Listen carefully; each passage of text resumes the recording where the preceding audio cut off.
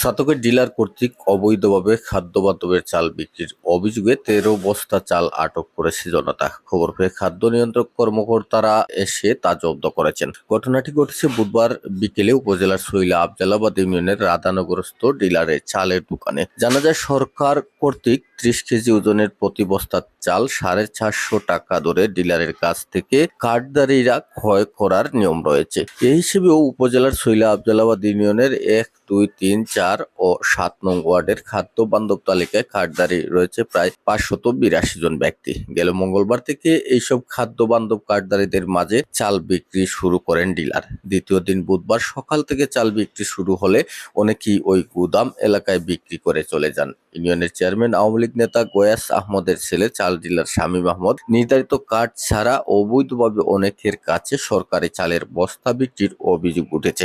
Dealer কর্তৃক গুদামের পাশে ঠেলাগাড়িতে ৭ বস্তা, বারান্দায় বিক্রির জন্য আরো ১৩ বস্তা চাল রাখলে স্থানীয় জনতা এগুলো আটক করে।